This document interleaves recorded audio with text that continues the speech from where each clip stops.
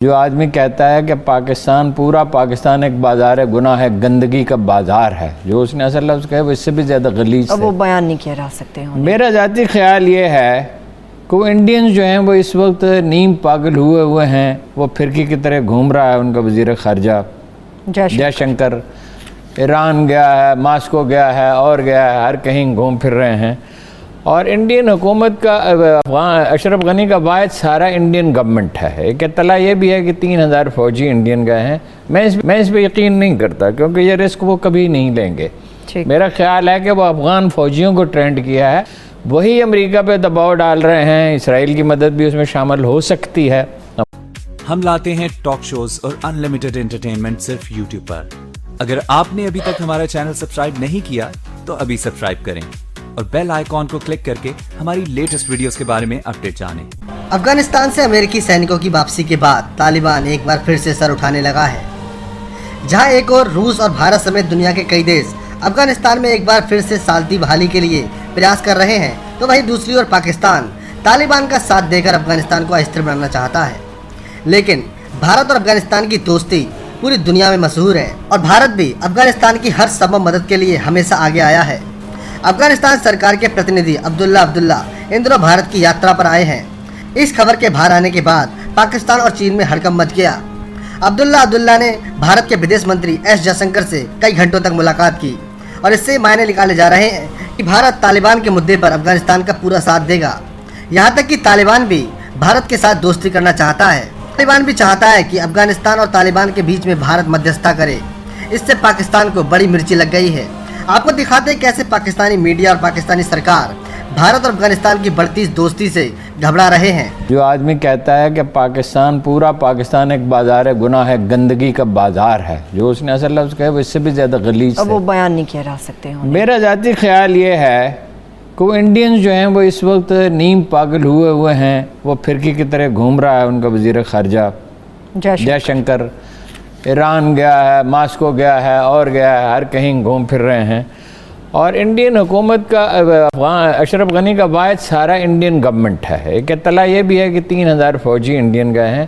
میں اس پہ یقین نہیں کرتا کیونکہ یہ رسک وہ کبھی نہیں لیں گے۔ میرا خیال ہے کہ وہ افغان فوجیوں کو ٹرینڈ کیا ہے اور وہ وہاں گئے ہیں، ان سے ہیلی کاپٹر بھی مانگ رہے ہیں، ان سے اسلحہ بھی مانگ رہے ہیں، اسلحہ انہوں نے دیا بھی ہے، پیسے بھی دے رہے ہیں، وہی امریکہ پہ دباؤ ڈال رہے ہیں، اسرائیل کی مدد بھی اس میں شامل ہو سکتی ہے، ہمارے پاس معلومات نہیں ہیں۔ اور امریکی جو ہیں وہ کر رہے ہیں بمباری افغانستان پہ، اپنے ان کے میڈل ایسٹ کے جو اڈے ہیں اور بحری بیڑے ہیں ان سے اتنا دباؤ وہ طالبان پہ ڈالنا چاہتے ہیں کہ اپنی مرضی کا معاہدہ کر سکیں۔ اب سوال یہ ہے کہ وہاں ہونی تو انکلوسیو گورنمنٹ چاہیے، یعنی سب لوگ جس میں شامل ہوں۔ چین نے پاکستان میں بھی آج یہی کہا، امریکہ بھی یہی کہہ رہا ہے، طالبان بھی یہ کہہ رہے ہیں کہ دوسروں کو ہم شامل کریں گے۔ لیکن اشرف غنی کو صدر کون مانتا ہے؟ اشرف غنی کو صدر بنائے رکھنا اور اس کی حکومت کو برقرار رکھنا انڈین گورنمنٹ کا انٹرسٹ، صحیح، ٹھیک ہے۔ اب رہ گئی حمداللہ محب کی ملاقات، تو یہ نواز شریف صاحب کا ٹریک ریکارڈ ہے۔ نہ صرف اس شخص سے ملے جس نے گندی گالیاں دی پاکستان کو، اس کو تو وہ سڑک پہ آ رہا ہو اور جھک کر سلام کرے تو اس کے سلام کا جواب نہیں دینا چاہیے۔ دیکھیے ایک آدمی ہے جو ملک سے بے وفائی کا مرتکب ہوتا ہے۔ فضل الحق کے بارے میں جسے شیر بنگال کہا جاتا ہے، قائد اعظم کا یہ خیال تھا کہ 1946 کے الیکشن میں انہوں نے پاکستان کی مخالفت کر کے پاکستانی کاز کو نقصان پہنچایا۔ اس سے پہلے وہ کہہ چکے تھے ایک بار کہ میں وائسرائے کو یہ کرسمس کے تحفے کے طور پہ پیش کرتا ہوں، ڈھاکہ میں کہا تھا۔ وہ رضا ربانی کے والد عطا ربانی نے لکھا ہے کہ وہ قائد اعظم اپنے قبرے سے باہر نکلے، کانسٹیٹیوئنٹ اسمبلی جو تھی وہ سندھ میں تھی، جو سندھ اسمبلی ہے، تو وہ اتنا جھکا، فضل الحق راستے میں کھڑا رہا ملاقات کے لیے، مطلباً مزاج آدمی تھا، کبھی ادھر کبھی ادھر، اتنا جھکا کہ بالکل وہ یعنی رکوع میں تقریباً چلا گیا، لیکن قائد اعظم نے آنکھ اٹھا کر بھی اس کی طرف نہیں دیکھا اور خاموشی سے چلتے گئے۔ مذمت وہ کرتے نہیں تھے، برا بھلا کسی کو کہتے نہیں تھے۔ یہ بحث نہیں چھڑ گئی ہے، یہ نواز شریف کی زندگی کے شاید سب سے بڑا بلنڈر ہے۔ اس کے علاوہ ہمارے پاس سینکڑوں تفصیلات موجود ہیں، وہ میں عرض کرتا ہوں کہ جب وہ درجنوں واقعات ہیں جس میں کم از کم اس نے انڈیا کے سافٹ کارنر شو کیا اور پاکستان ریاست پاکستان کی مخالفت کی، پاکستان کی حکومت کی نہیں، پاکستانی حکومت کی مخالفتوں پہ تنقید کرنا، اس کی مخالفت کرنا، تاکہ مبالغے سے مخالفت کرنا تھا، اس میں تو کوئی ایسی بات نہیں، یہ جمہوریت میں ہوتا ہی ہے، ساری دنیا میں ہوتا ہے۔ دیکھیے عبد الباسط کہتے ہیں 3 برس وہ رہے انڈیا میں ہمارے ہائی کمشنر، سفیر کو ہائی کمشنر کہا جاتا ہے، یعنی وہ لوگ جو برطانیہ سے جن کا تعلق رہا ہے، کینیڈا میں بھی ہائی کمشنر ہوگا، انڈیا میں بھی ہائی کمشنر ہوگا، بنگلہ دیش میں بھی ہائی کمشنر ہوگا، برطانیہ میں بھی ہائی کمشنر ہوگا، جتنے ملک ہیں۔ وہ کہتے ہیں کہ، اور انہوں نے یہ بات یہ پاکستان میں نہیں کہی، کرن تھاپر کو انٹرویو دیتے ہوئے کہی، جسے آج محی یوسف نے انٹرویو کیا، کہ جذباتی تعلق ہے مودی سے، میاں نواز شریف صاحب کا جذباتی تعلق ہے۔ دیکھیے وہ گئے اس کے جشن تاج پوشی پہ، اس کو جشن کی طرح اس نے منایا اور یہ کہا کہ میں مشورہ کروں گا، لیکن اس سے پہلے کانسنٹ وہ دے چکے تھے۔ جی اچھا، حریت کا پہلا موقع تھا کہ پاکستانی وزیر اعظم حریت کانفرنس کے لیڈروں سے نہیں ملا۔ اچھا، امریکہ میں وہ امریکی سفارتکاروں سے ملاقاتیں کر رہے ہیں، برطانوی سفارتکاروں سے ملاقاتیں کر رہے ہیں، انڈین سفارتکاروں سے، بعض اطلاعات ہیں اسرائیلی سفارتکاروں سے بھی ملاقاتیں کر رہے ہیں۔ اب آپ پورا ان کا ٹریک ریکارڈ دیکھ لیں کہ انہوں نے گجرال نے جب وہ 1996 میں حکومت سے نکالے گئے 93 میں، تو گجرال نے لکھا کہ کشمیری مجاہدین کے خلاف بھی ہماری مدد کرتے رہے۔ نواز شریف 99 میں جب وہ نکالے گئے تو مجید نظامی نے لکھا ہمیں معلوم نہیں تھا کہ یہ شخص یاسر عرفات بن چکا ہے، یعنی امریکہ کی لائن پہ اسرائیل کے ساتھ سمجھوتہ اس نے کر لیا، اس نے انڈیا سے کر لیا۔ چینی آپ کو پتہ ہے بھیجتے رہے انڈیا، اس پہ مجید نظامی صاحب بہت ناخوش تھے۔ ہاں جی، ایٹمی دھماکے پہ آپ کو معلوم ہے کہ وہ ریلیکٹنٹ تھے، نہیں کرنا چاہتے تھے، وہ تو کریڈٹ لیتے اس کی وہ چھوڑے نا جی، کریڈٹ کو بات مکمل کرنے دیں۔ اس پہ الطاف غور کی کتاب میں اس کی تمام تفصیلات موجود ہیں، وہ تو پورا ملک اٹھ کے کھڑا ہو گیا، تو کوئی چارہ ہی نہیں تھا اس کے سوا۔ ممبئی کے کیس میں اس نے پاکستان کو ذمہ دار قرار دیا، اعلانیہ ذمہ دار قرار دیا۔ ڈان لیکس کیا تھی؟ اچھا، پھر اس نے یہ پٹھان کوٹ میں واقع ہوا تھا، وہ جو گجرانوالہ میں FIR درج کی گئی، جی، پھر اس نے کرن تھاپر کو ایک انٹرویو میں، کرن تھاپر کو تھا یا IBN کو تھا، CNN کے ساتھ جو وابستہ ہے، 1913 کی انتخابی مہم میں یہ کہا، اس سے پوچھا گیا کہ کیا پاکستان ملوث ہے انڈیا کے اندر ٹیررزم میں؟ اس نے کہا میں، پاکستانی ایجنسیاں، اس نے کہا میں اس پہ جوائنٹ کمیشن بناؤں گا، جوائنٹ کمیشن انڈیا اور بھارت کا۔ جنرل راحیل شریف اور ظہیر الاسلام کے ساتھ جب وہ انڈیا گیا تو وہ مسلسل قرضۂ زہر اگل رہا تھا پاکستانی ایجنسیوں کے خلاف، پاکستانی فوج کے خلاف، پاکستانی پالیسیوں کے خلاف۔ اب یہ دونوں آدمی خاموش بیٹھے ہوئے ہیں، وہ سفارتی آداب کا تقاضا یہ ہے کہ یہ دونوں نہ بولے جب وزیر ہے۔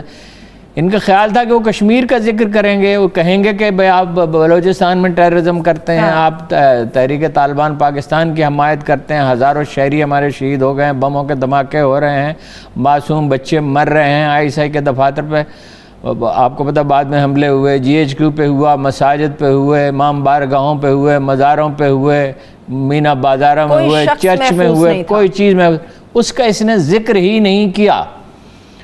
اور اوباما کے سامنے پرچیوں پہ پڑھتے ہوئے جو بات اس نے کہی، ہمیں اپنا گھر ٹھیک کرنا چاہیے، ہمیں اپنا گھر ٹھیک کرنا چاہیے، لیکن یہ بات وہاں بیٹھ کے کیوں کہہ رہا تھا اور اس کا مفہوم کیا تھا؟ صحیح۔ ڈان لیکس میں مسئلہ کیا تھا جس کی وجہ سے اتنا ہنگامہ ہوا؟ پھر میں آپ کو ایک خبر دیتا ہوں آج، کیا؟ اور اس کی تردید نہیں کی جا سکتی، ٹھیک ہے؟ مطلب اس وقت تو بعض لوگ ہیں وہ ایسے مناصب پہ ہوتے ہیں وہ بول نہیں سکتے، لیکن جب وہ اپنا منصب سے باوقار طریقے سے سب کدوش ہو جائیں گے، ایک وقت آئے گا تو وہ اس کی گواہی دیں گے۔ جنرل باجوہ کی تقرری کے بعد جتنی میٹنگز ہوئیں اس میں مسلسل وہ انہیں قائل کرنے کی کوشش کرتے رہے کہ بھارت اور افغانستان کے ساتھ ہمیں نرمی برتنی چاہیے، ٹھیک ہے، اور ریٹیلیٹ نہیں کرنا چاہیے۔ یعنی جب اس نے کہا کہ پاکستان جو ہے وہ جو ہے پاکستان کی سرزمین، کرن تھاپر سے کہا میں پاکستان کی سرزمین استعمال نہیں ہونے دوں گا انڈیا کے خلاف، اس کا دوسرا مطلب یہ تھا کہ انڈیا کر سکتا ہے، پاکستان جو ہے جواب اگر دینا چاہے تو نہیں دے سکتا۔ اچھا، ایک آدھ واقعہ نہیں ہے، بے شمار واقعات ہیں۔ مثلاً یہ میثاق جمہوریت کیا تھا، لائیں نکالیں اس کو، اس کی 70ویں شق ہے وداؤٹ پریجڈس افغانستان اور انڈیا کے ساتھ اچھے تعلقات رکھے جائیں۔ یہ میثاق جمہوریت کی ہے، میثاق جمہوریت میں لکھا ہے وداؤٹ پریجڈس کا کیا مطلب ہے کہ ہمیں کوئی اعتراض نہیں ہوگا، وہ جو مرضی کرتے پھریں۔ امریکہ نے اس کا بندوبست کیا تھا، MI6 اس میں انوالو تھی، برطانوی دفتر خارجہ نے مذاکرات کرائے تھے ان دونوں کے، اور پھر مشرف کے ساتھ مذاکرات کرائے تھے اور NRO ہوا تھا، ٹھیک ہے۔ دیکھیے یہ سب جو اس نے کہا پاکستانی ایجنسیوں کے خلاف، فوج کے خلاف، ممبئی کے معاملے میں، یہ پٹھان کوٹ کے معاملے میں، دوسری چیزوں کے معاملے میں، ڈان کو جو انٹرویو دیا، یہ FATF میں پاکستان پہ پابندیاں لگوانے کی بنیاد بنا، ٹھیک ہے۔ اب کچھ واقعات ہیں وہ اتنے بار دہرائے جا چکے، میں ان کا ذکر نہیں کرنا چاہتا۔ بغیر ویزے کے مودی اور اس کی پوری ٹیم کا اس کے گھر پہنچنا، انہوں نے نواسی کی شادی پہ پگڑی بدلنا، ان کا خود انڈین پگڑیاں پہننا، راجستھانی پگڑیاں پہننا، جندال کا بغیر ویزے کے آنا، مری جانا، اس کا جندال کا بیٹے کو لے کے گھر جانا، اب ہمارے سفارت خانے کو اور سفیر کو مطلع کیے بغیر انڈین بزنس مین سے ملنا۔ جی رشید چودھری جو ٹی وی کو جو ادارہ کنٹرول کرتا ہے، یہ اپنا نگرانی کرتا ہے، پیمرا ہے جی پیمرا، اس کے پاس ایک انڈین گیا، اس نے کہا کہ مجھے یہ چینل کھولنے کی اجازت دی ہے وزیر اعظم نے، آپ کا نام میسج ہے۔ اس نے کہا وٹ، کیا اجازت؟ جو ریسیپروکل ہوتا ہے، پاکستانی کسی چینل کی نشریات وہاں ہو رہی ہوں، یہاں انڈین کسی چینل کو اجازت، مجھے وزیر اعظم نے اجازت دی، اس کو نکال دیا گیا رشید چودھری کو۔ اچھا، ایسا لگتا ہے کہ کوئی نفرت ہو گئی ہے اپنی قوم سے، ٹھیک ہے۔ کوئی آدمی، مجھے افسوس، میں نہیں نام لینا چاہتا، میں نام لیتا ہوں، یہ رحمان جس نے یہ لکھا، ریکارڈ پہ ہے، ڈان میں چھپا ہوا، پاکستان مسلمان اول روز سے علم دشمن ہے۔ حضرت عمر کے دور میں سکندریہ کی لائبریری جلا دی گئی تھی، جن کے بارے میں سب جانتے تھے کہ وہ انڈین اسٹیبلشمنٹ کے حامی ہیں۔ نجم سیٹھی، ان کی بیگم کو اتالق بنایا گیا، مریم کا۔ پھر پرویز رشید کو بنایا گیا، جس نے آج تک قائد اعظم اور تحریک پاکستان کے حق میں کوئی بات نہیں کی۔ ان کی فیکٹریوں میں وہ کام کرتے رہے۔ محترمہ تسلیم اسلم، جن کو ہماری ترجمان رہی ہیں جنیوا میں، جن کی زبردست ریپوٹیشن ہے، نہایت نیک نام خاتون ہے، انہوں نے کہا ہم سے کہا گیا انڈیا کے خلاف بات نہ کریں، کلبھوشن کا نام نہ لیں،